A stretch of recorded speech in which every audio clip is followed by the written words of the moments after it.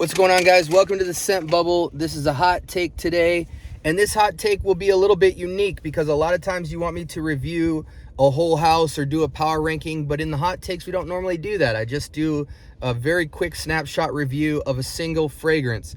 Today we have two, because as I was thinking about doing the singular reviews, I was like, you know what? I think people have a better question, and I'll elaborate on that for these two here.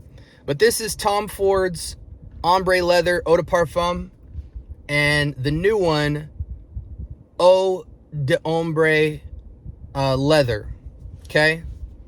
I believe they're both Eau de Parfum concentrates. Don't worry about the regular Ombre Leather Parfum concentrate. Most people don't gravitate towards it. It's a lot simpler. Yes, it is a little bit more interesting, but people prefer the performance and projection of just straight up Eau de Parfum Ombre Leather. But the better question I think people have, other than the singular reviews of these two, is obviously which one is better. You're not going to own Ombre Leather and Eau de Ombre Leather. Makes no sense. They're too close. However, I'm going to tell you the differences between the two and then which one is the better fragrance in less than 5 minutes. So, Ombre Leather, most notably, you have I would say it's a hybrid. It's in between animalic leather and fresh cut leather. It's somewhere in the middle. It has a slight touch of animalic, more like that leather wallety leather / Italian leather. It's slightly animalic, like a pocket, like a pocket leather wallet, but it smells more like an upscale quality version of that. But it's not quite so fresh because it's got that little touch of animalic. I think what allows the animalic to ring off even more crazy is like the raspberry and florals, namely the raspberry because it's so tart. You get this tart raspberry pairing with the leather to really ring off this tart animalic note to the leather. I wouldn't say it's so animalic that you wouldn't want to wear this. It's definitely very fresh.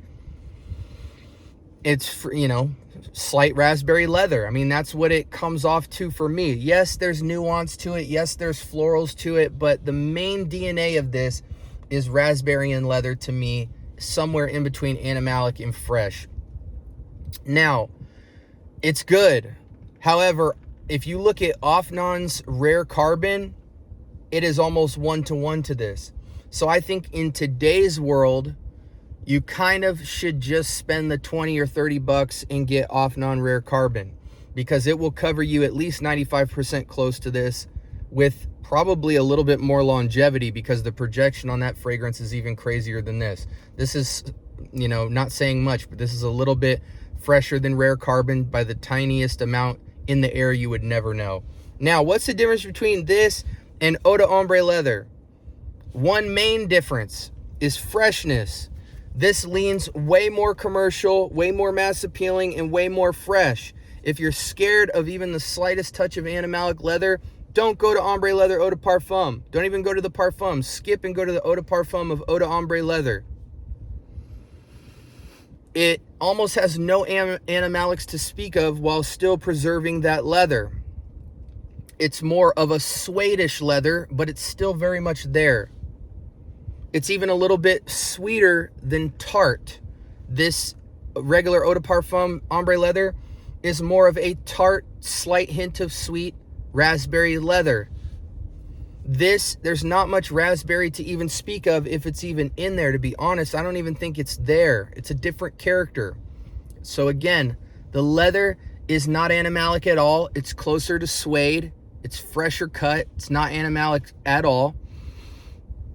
There's no tart to speak of. It's more of a sweeter kind of Burberry Hero parfumish sweet. And yeah, it's just fresh leathery suede with a slight touch of floral sweetness. This is way more mass appealing. Eau de Ombre Leather, the new one, is way more commercial. If you're nervous about leather at all, or you just want a fresher, sweeter touch and not a tart, slight animalic leather wallet leather, go with Eau de Ombre Leather. Even in my own preference of enjoying both, I think both are great fragrances. The one I would spend money on is Eau de Ombre Leather, straight up and down, or even the Parfum of Ombre Leather. But you know, let's just go with the more modern one here. So in between the two, this one seems like a clear-cut winner. I think by itself, I would give Ombre leather like an 8 or a 9 out of 10. In 2020, you know, in earlier years, I would have given it a 9 out of 10. These days, I'm so familiar with it and familiar with alternatives, both clone and original, that I prefer the softness and the sweeter rendering and more suede-y rendering of the leather. And this fragrance is easily a solid 9 out of 10. So they're not very off in rating. They're just completely different fragrances in terms of how the leather is presented. Think tart, raspberry, slight hint of sweet, slight animalic hybrid leather. Here, fresh, suede-ish, clean leather, no tart, purely sweet, but more of a parfum sweet, 4 or 5 out of 10 sweetness, and fresher cut. Way more mass appealing.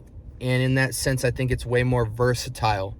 This one is an edgy, masculine leather that I think sits above 30 years old and up. This one, I think you could take it all the way down to 20 years old. Go with Eau de Ombre leather over Ombre leather Eau de Parfum. And that is my hot take. I hope it was helpful. If you have any questions, please leave them in the comments. And that is your scent bubble synopsis of the Ombre leather battle. Peace.